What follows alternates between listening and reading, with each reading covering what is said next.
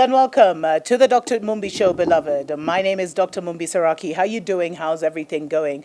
I really do pray that you are well in all your ways and that you are moving into living life on your own terms. Thanks to every single person that has subscribed to the channel, that follows us, on both Dr. Mumbi Live and Dr. Mumbi Show. We have been putting some news on both, but usually it's two totally different news channels. But we have been doing, because there's a massive war for the narrative, so you can imagine all kinds of games that we're playing with the powers that be.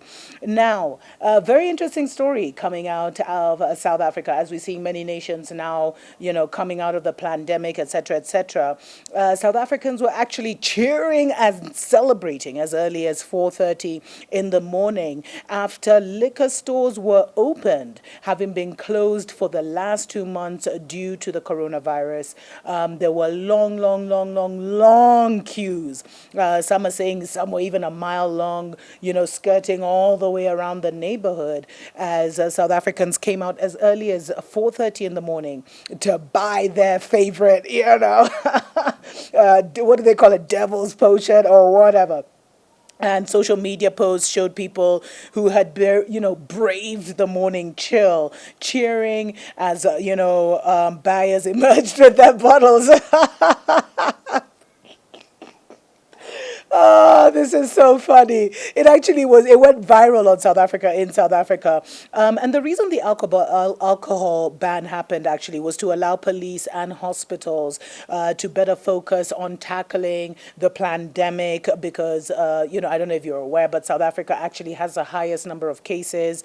I think they stand at 30,000 with about 600 deaths so far. And if you think that the majority of African countries barely have 1,000 cases, it's just like the exponential, number of cases in South Africa is a bit like, and then we keep hearing Puppet Ramaphosa talking about how, the worst is still to come. And that's what they've been saying, the worst is still to come. They're saying they have 1 million backlog of cases of tests to carry out.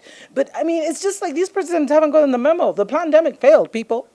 Anyway, those are stories for other days. So the reason they put the alcohol ban in was because South Africa actually suffers from a very high percentage of alcohol-fueled violence. It's a very big problem. And doctors and police actually came out and said that the ban had had a dramatic impact in terms of the number of, people coming into casualty, sharp drop in the casualty admissions were witnessed, although hospitals across Africa, I've just seen people kind of shy away from them. But the country's brewers, they had complained for the last 2 months that the government was trying to kick them out of business. I think Ramaphosa even banned cigarettes. I don't know. Let me know what you think about it. It looks like South Africa is a drinking nation. I had really thought Kenya was a drinking nation, although, different African nations, we always argue on that. Some will say Zimbabwe, some will say Kenya, some will say Uganda. Anyway, stories for the days. And, South African retailers, online wine merchants, delivery apps, they had a booming business on Monday.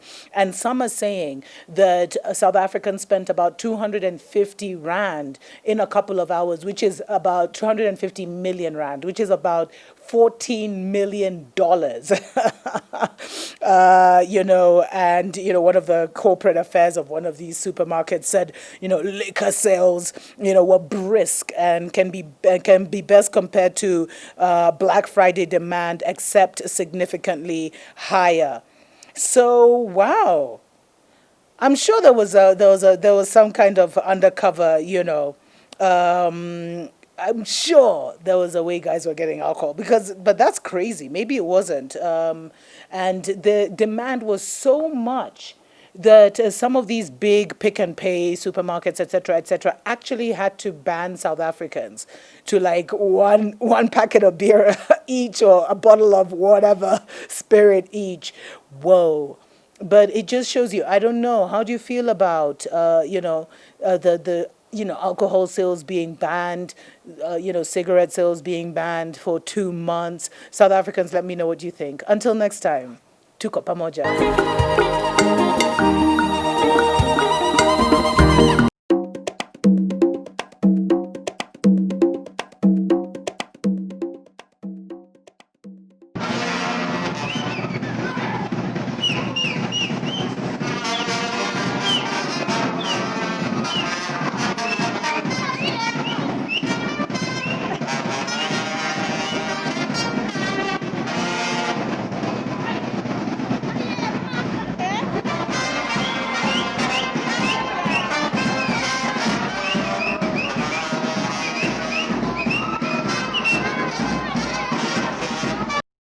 embarrass us in a big way. White people want alcohol to open because they want to make profit. You celebrate the opening of alcohol because you want to drink and drown in sorrows. You know, people were hooting. There were fireworks from people who were celebrating alcohol. And people were celebrating alcohol on Twitter.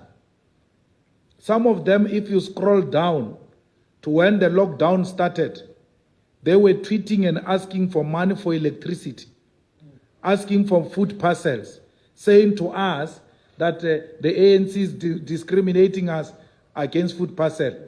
Now alcohol is announced. The same person is celebrating, who announced that he doesn't have money for food, is celebrating alcohol. Some of this stupidity must not be tolerated. You must start acting responsibly. There is nothing good about alcohol. Alcohol is destructive. Alcohol destroys families. Alcohol destroys life. Alcohol contributes to unprotected sex and spreading of diseases. That's what you are celebrating. Alcohol contributes to domestic violence, abuse of children and women. The whole activist who said, we stand against this and that, you come and celebrate the sale of alcohol. It was the youth of 1976 who went around closing bottle stores, destroying alcohol that they found in homes, and saying to the elders who are dying out there, you are indulging in alcohol instead of coming to fight for our freedom. This alcohol contributed to the delay of our freedom because people found comfort in alcohol. We don't need alcohol, we need land. We don't need alcohol, we need economic freedom. We need our banks, we need our mines. That's what we should do fireworks for. When they announce that the mines have been transferred into the hands of our people, there should be fireworks, not alcohol. You are manipulated by whites to think that you are in charge when you are not. They want alcohol to open so that they can make profit. You want to drown yourself in alcohol and destroy your own future. Begikele is right.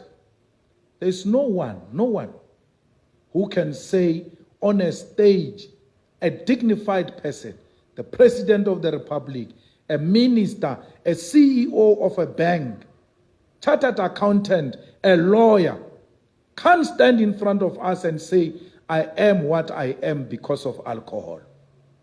Alcohol contributes nothing. EFF must not be shaken about it when it pronounces itself on alcohol. Comrades, lose votes on principle.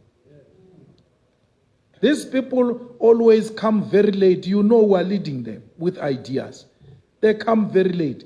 This alcohol is going to occupy hospitals. There won't be space for COVID-19 patients. There won't be. In the trauma unit, when we talk about sharing of resources, people think we're talking money. We don't have doctors. In the trauma unit, a person comes in there, he's got a panga on his head. A doctor is called to come and attend to this person. While the doctor is still stabilizing this, the drunkard with a panga on his head, a critical COVID-19 patient needs attention of the doctor. The doctor can't leave the panga man for COVID-19 before he stabilizes the panga man. So you are dividing the resources you do not have. Close the trauma units through closing of alcohol. Wake up, wake up, wake up.